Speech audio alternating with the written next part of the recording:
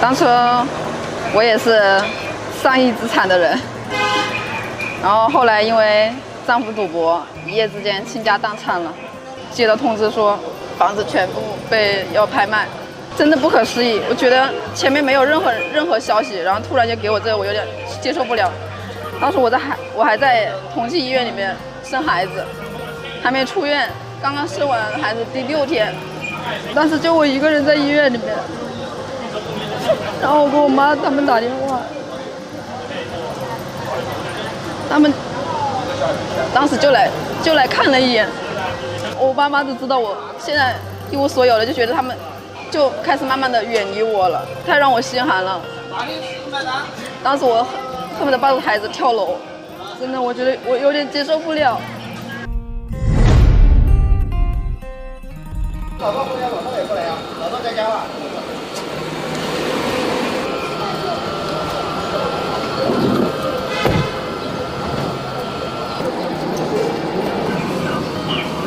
前面是2个炉子烤，今天没炭了。你这是什么都来啊？没有家庭背景，没有退过。孩子现在多大了？4岁半。啊。昨天晚上忙到凌晨5点钟回去的。那你正常晚上开是开到几点钟啊？2点钟，但是后面来的人要吃到3、4点，然后晚上还要腌制东西，腌制到3点多钟。那你当时那时候跟你丈夫一起做的是什么生意呢？民生烤箱，在武汉算是武汉烧烤店最多的分店嘛，就是上过各种电视台呀、晚报啊、晨报啊都做过。当时在武汉做的风生水起，12家。12家店。对，一天收入10万左右吧，纯收入。那个时候什么都不用干，每天出去旅游干嘛？玩，吃喝玩乐。然后就现在一下子就突然间一夜之间一无所有了，有点接受不了。然后但是为了孩子没办法，孩子没有依靠，然后他又不见了，就自己想办法，然后找朋友帮忙去找个位置摆地摊，然后为了养活孩子，然后就这样慢慢的存了一点钱，然后就开始开店什么的，然后就一起慢慢就做起来了。我自己钱，我们家的钱全部都不在我手上，然后为什么被他输光了，就是因为这个原因，我没有掌控家里的财政大权。当时10几家店的时候，全部被他卖了。要债的就说要把这个房子就天天堵在我们家门口，然后就说让我逼着我卖房子。他说你要不卖房子怎么的，要去骚扰我的家人，因为我家人就住在我后面，因为我给我爸妈买的养老房就买的我后面那栋。我就挺担心，怕他们去对我们家人怎么样，因为我没有经历过这种事情，我特别害怕，我不想让他们受到任何伤害。弟弟也是，就是每天也是各种找债的，就催债的找我爸爸他们要钱啊什么的。你弟弟又欠了多少钱？然后我爸就给我打电话说，哎呀，你弟又在外面欠多少钱？你现在给我拿多少钱？然后当时也是在我最困难的时候，在我从医院里面出来，然后别人催我卖房啊，然后还债的时候，我爸妈就看到我要卖房了，就惦记着我那手上那点钱，就说你卖完房，你把那个手上的钱，要不先借给我，然后跟弟弟还了，免弟弟坐牢什么的。我说我这个钱我真的不能借，我说不是借不借的问题，我知道那不是借，我知道那就是纯粹的给，借出就没有还的，我从来没想过让他们还，因为以前他们要多少我都是给多少。他说就当我求你了，我爸就说了这个话，我当时因为我爸就说了这个话，说求我，你说我作为一个子女，我爸说的这个话，我心里很痛。然后，但是我为了我自己的孩子，我不能帮他，我帮不了，因为我帮了他，我自己的孩子就养不活了。然后我就把心狠下来，我没有借。然后我爸就跟我说要跟我断绝父女关系，他说家里都这样的你都不帮忙，我生你有什么用啊什么的。我说我之前对家里的付出这么多，我说弟弟结婚生孩子干嘛的都是我的，然后都是我拿钱，我还给你们买房子养老，我对这个家里怎么了？我说每年上班的钱都给你们，我说除了我生了孩子之后，我这一次没帮你，我哪一次没帮家里？我说我对家里已经够可以了。我说任何做女儿的都做不到这一点。我说我买房子，弟弟结婚买车，你什么要时候拿钱？我哪一次没拿？我说除了这次我不能。我说我自己没有依靠了，房子也没了，我还有个孩子要养。我说他爸也找不到了，我就没有给。然后我爸就说，他从今以后你不用再进这个家里面了。我说行。他说那我们就当成父女关系。我说可以。我说从今以后绝对不进这个门。然后就一气之下我就把孩子抱走了，然后就5年没有回过家了。没办法，就把房子卖了，把所有的债全部还完之后还差80万，然后就带着孩子在外面租房子住，去摆地摊。然后他们觉得我能出去摆地摊有点不可思议，就觉得以前我的上亿的资产，身价过亿，然后突然间去摆地摊就觉得很可笑。但是我觉得一点都不可笑，我觉得靠自己的劳动能力去养活孩子，别人怎么看我都无所谓。那你就是武汉人是吧？我是忻州的，农村的，武汉忻州的。现在做的还可以吧，在武汉现在有房有车了，3套房啊，2辆车。我看你刚刚开的那个保时捷可不便宜啊。还行吧。去年冬天做羊汤赚的。啊，那你冬天还做羊肉汤啊？对，冬天做羊肉汤。我出现这么多问题，我家里人从来没有帮过我。从我11岁出来，我爸妈，我在外面上班打工的时候，1年都没来看过我。我每年就是上班的钱就每年带回去，然后家里人几乎没管过我。那你恨没恨过他们呢？以前不恨，但是我觉得我生完孩子出这么多事情的时候，我不是恨，我是心寒，特别心痛。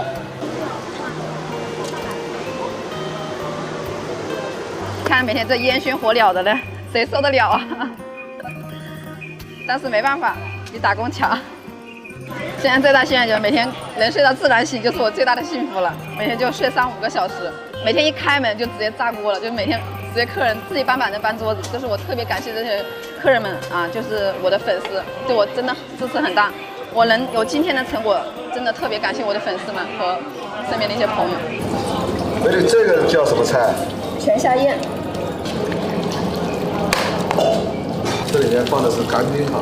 对。漂亮。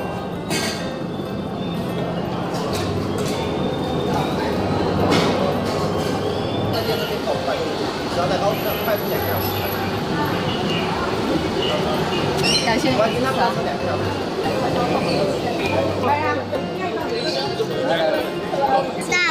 感谢你们支持啊！谢谢谢谢。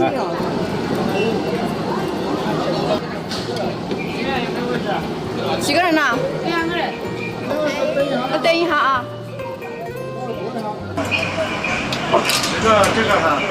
这个就是金家蛋在武汉非常火爆的这个海鲜烧烤，他们家呢也是我在网上啊无意中刷到的，感觉到这个美女老板娘啊这个创业的故事啊非常励志，所以我们今天专门跑过来尝一尝。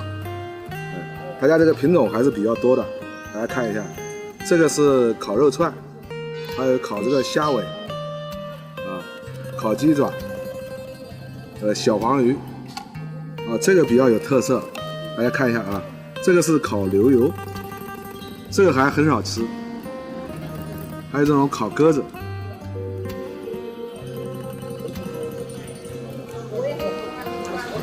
它这个肉串呢可能是提前腌制过的，所以吃到嘴里面啊非常入味。因为我们的摄影师啊不怎么能吃辣，所以我就没让他放辣椒。这个吃起来就是那种咸香味的，而且外皮烤得很焦，很香。这个是龙虾尾。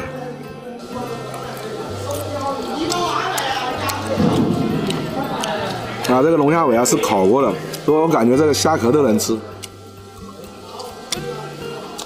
一般正常我们吃这个龙虾尾啊，要么就是卤出来的，要么就是烧出来的，但这种烤的还是第一次吃。感觉这个烤出来的应该更香，因为它外面撒了一层孜然粉，所以吃起来特别香。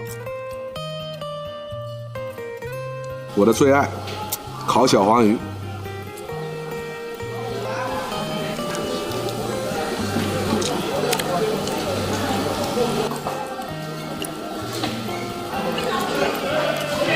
它这个鸡爪是卤过再烤的，非常软烂。这家老板娘的故事啊，非常的传奇，而且非常的励志，从身价过亿，然后到一夜之间一无所有，现在又能东山再起。我觉得这个故事是非常励志的。我作为一个男人来讲的话，都不一定能做到。因为我们今天来的比较早，所以说我们亲眼看到的就是他从这个开门一直到现在就没停过，什么事都做，烧炭啊、穿串子啊，什么都干。现在他做了3个店，而且每家店的生意啊都比较好。大学毕业以后呢，我就在银行上班上了7年。以前是数钱的时候，现在变得干粗活的时候，感觉心理落差还是有一点点大。但是没办法，为了生活，我觉得3代人总有一代人要吃苦，所以我宁愿我自己，多吃点苦，让我的小孩以后少走弯路。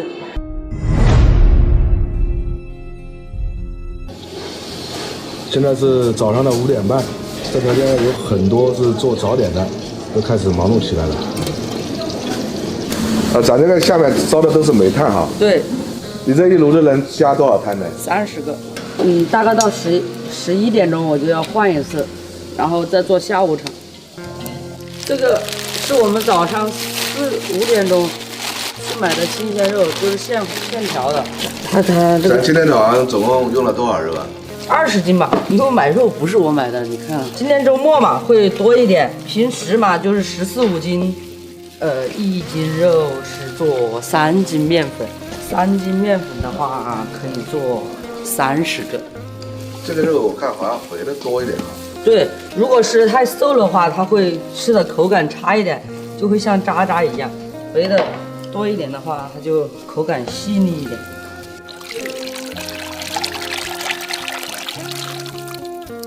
咱这个料里面主要是哪些东西啊？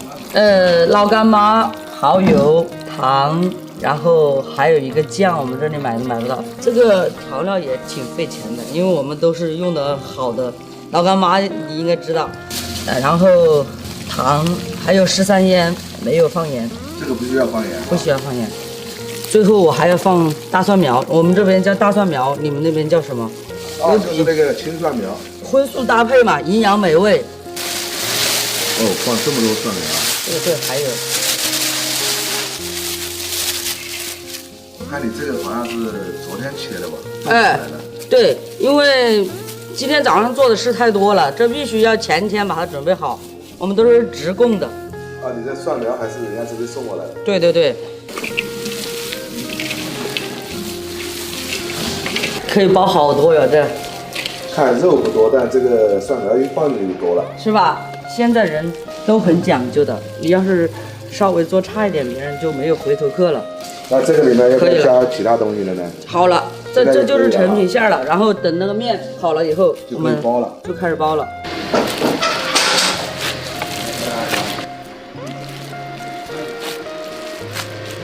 有啊，刚入锅粮。那边豆浆还有豆浆。啊，豆浆摆一杯这个儿。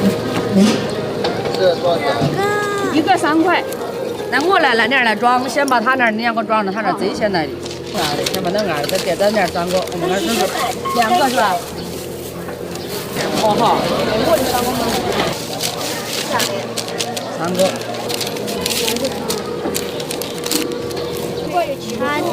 我2个10块钱。基本上都是一般的。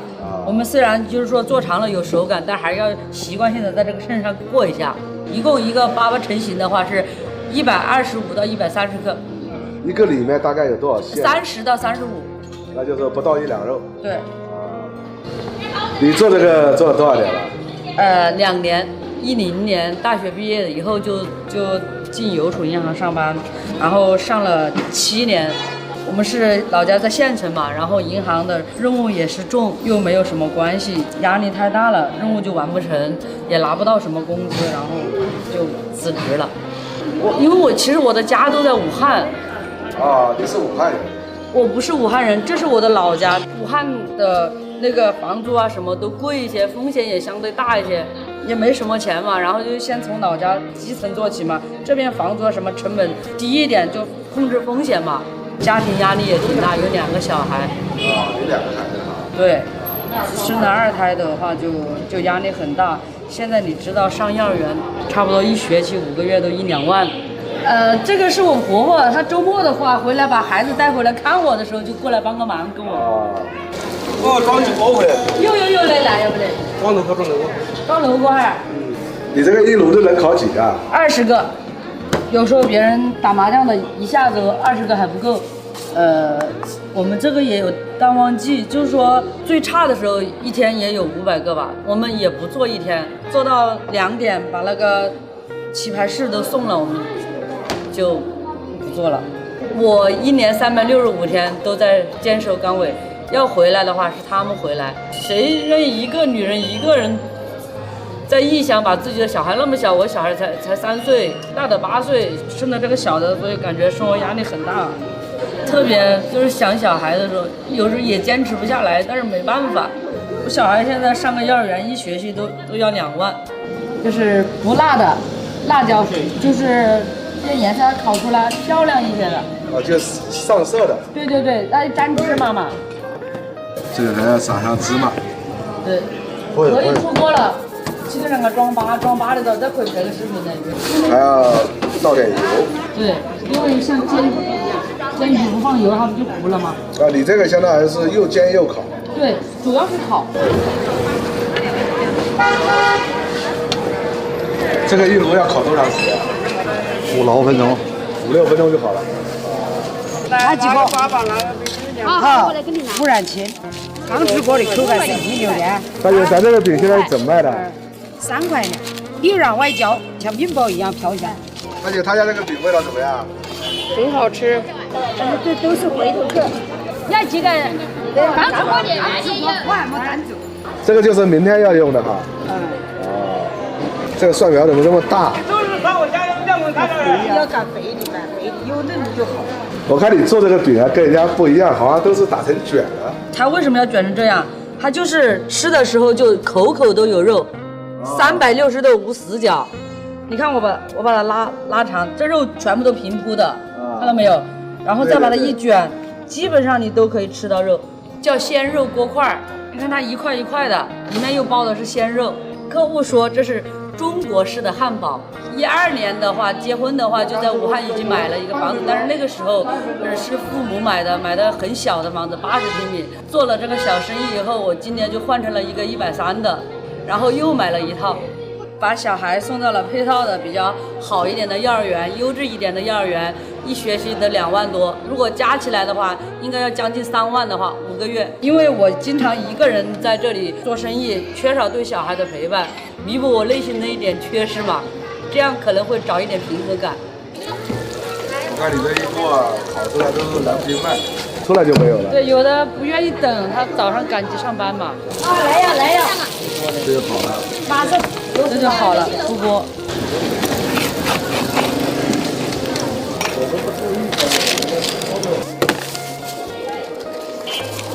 我只能给2个10块钱，行不行？没得。还有中奖。2个200多点10块。4个人呢，你叫哪个？要分开装噻。3个人去，3个袋碗，3个袋碗，1个袋子2个。好。你这一盘出来2分钟就没了。量大，周末别人有的不愿意出来，就派一个代表出来买了回去吃。拿1杯豆浆。哦，待会儿我拿个2个1杯豆浆哈。哦，2个1块。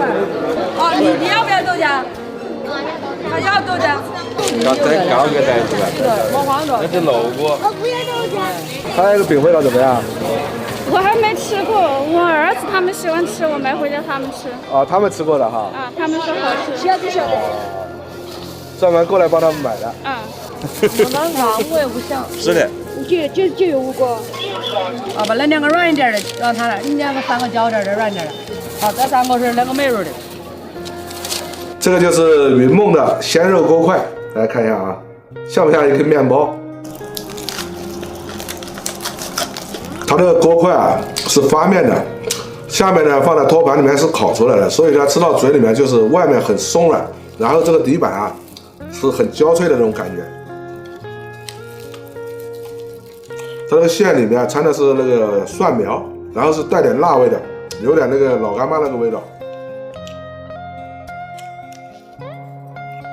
一般我们正常看里面做饼的人家都是放的葱，但是他放的是蒜苗，所以能吃到一种不一样的感觉。他家呢是因为我们在网上刷到这个老板娘这个故事比较励志，所以我们今天专门去拍了一期，感觉他家这个生意还是蛮好的。就光这个锅块，他每天只做半天就可以做到500个。为了拍他家这个视频我们早上起了一个大早，4点钟就起来了。所以说做一个美食博主也是不容易如果大家喜欢我的视频的话，可以给我点个关注，点个赞，谢谢大家。骂不骂是他的事，爱来不来。我每天这样卖碗，你记住一句话，我这老板跟别人不一样，我也想太多好但是这么多人你看得到，我也没有时间去管理这个东西。现在拍我，明天又有人喷我的，我跟你说。你这个不过秤有没有顾客有意见我说了算，用秤就不是我们家了，那就是路边摊的，一直都是按我们的方法做事嘛，对不对？他看不惯也没办法呀。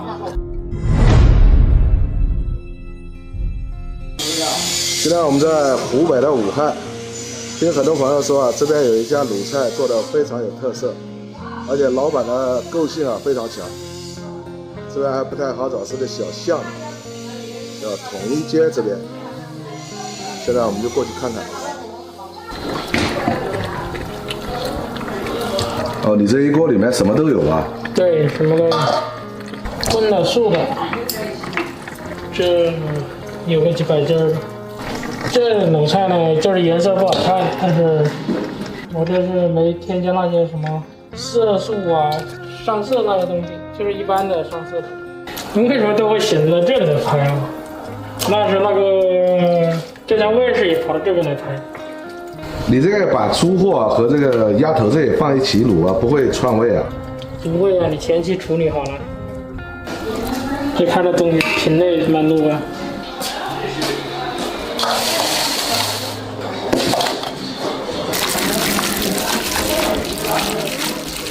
现在可以点吗？咋吧？就这吃。你现在是中餐还是吃晚餐？中餐晚餐一起点的。这个都是啥？这个都是。对。你要什么东西来过来跟我说。两个香肠。2个香肠。然后再肥肠，然后1个猪耳朵，然后3个豆棍。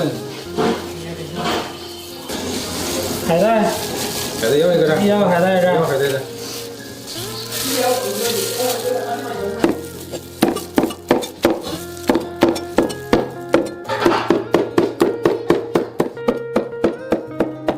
从20岁开始吃到37了。吃了10几年了味道比较味道比较好。所谓的食材就是实实在在的，然后就是一传十，十传百的那个。我几个同事都带了几次来的。这一份是多少钱？83块。83。那个我看你也没称嘛，你怎么知道83块的呢？我们家是论个算的呀。论个算，不论斤。不论斤。这一大盘83块。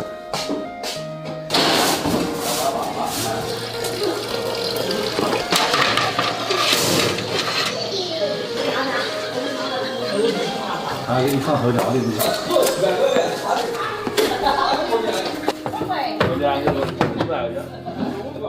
你这真是10天吃到。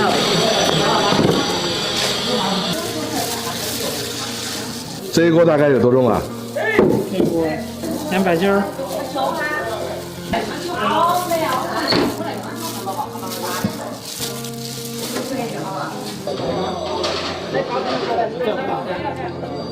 往开自己拿去。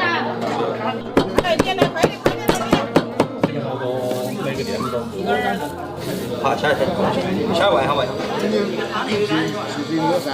这个猪耳朵，这够不够？够。然后这是牛肉吗？对，来点牛肉，来点牛肝。现在饺子都能吃对呀，这多了，这个是啥？牛筋，来1根。不要那么多，这个太少。这个都是定好的价格呀，多少钱一个？大一点的就稍微贵一点。那像那一个猪耳朵多少钱呢？猪耳朵，大的30，小的25也有，大的35也有。就是论大小对，论大小，一般都是30块钱一个。葱花，一点点。我烧点，你烧我。有没有小点的叉烧？我想吃点。他们都不吃。这个小的。我看你家这个都不过秤的，有没有人有意见？你觉得不好，你就不来呀。那怎么办呢？吃一次不来呗。这份是多少钱？247块。大份3个人能吃得掉啊？我们好久来吃一次，过瘾啊！是的，是的。哎呦，这一份分量不小。以前吃没吃过啊？吃过，以前就前段时间不是疫情特别严重，然后又很多好久没来了，然后又想着这个味道来试一次。来，自己端来。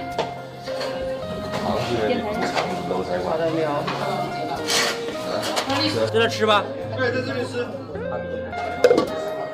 一个蹄花，一个鸡蛋，一个。你这个卤菜做了多少年了？我叔叔开始的，我叔叔第一代的话，现在已经32年了。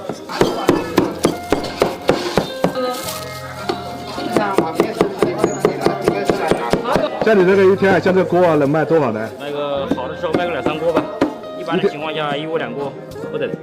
正常一天2锅哈？哎，正常的一天。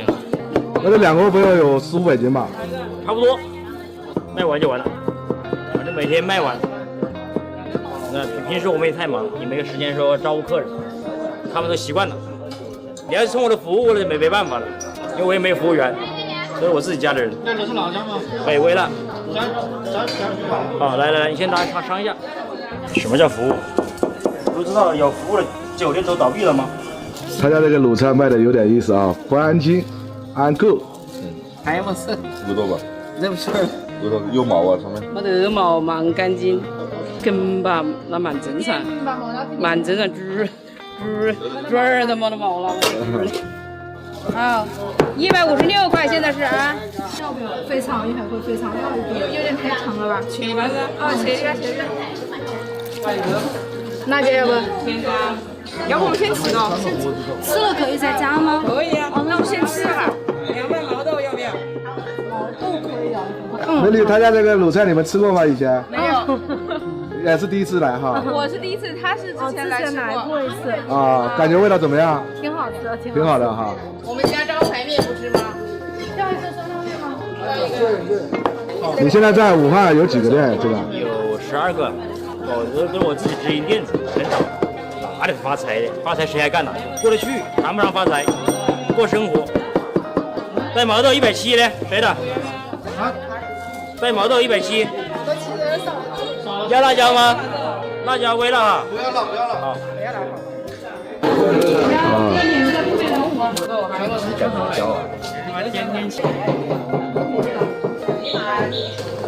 2碗。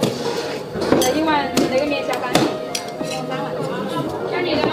帅哥这一份多少钱？180。几个人吃的？2个人。那2个人能吃得掉啊？可以吃吧？吃不了打包。以前吃没吃过他家这个？还没有。第一次哈。拿手。这一锅卤菜一会儿功夫都下去一半了。90块钱弟弟。这个就是在武汉非常出名的无肠子卤菜。他家这个卤菜啊，跟别的地方做的卤菜的还不太一样，相当于它是一个卤拼啊，它这里面是有荤的，有素的啊，有这个猪头肉，还有这个猪耳朵，啊，素的这里面还有藕片，卤的藕，这边还有猪尾巴，这个是鸭胗，这一盘总共是73块钱，感觉2个人应该是够吃了。来尝一下它这个猪头肉。它这个是后加了调料的，就吃到嘴里面就是那种香麻香麻的感觉。它这个和我们以前在山东北方吃的那个卤味啊，味道还是不一样的，比较清淡一点，有点接近于南方卤水的那种感觉。我觉得这么吃啊，是喝酒是最好的，有荤有素。他家这个地方啊，其实你一般生人啊还不太好找，就在一个小巷子里面，基本上都是回头客、老顾客。我感觉这么拌过来吃啊，比单纯的吃那个卤肉啊吃的更过瘾。他这边啊不光有这个卤菜，还有这个热干面。到武汉这个是必吃的热干面。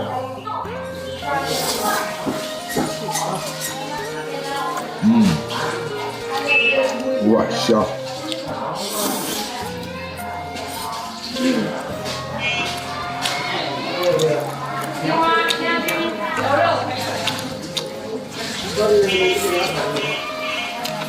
现在在武汉这个地方啊，说你想找到一个像这种接地气的小馆的，还不太多了。这种吃起来太有感觉了。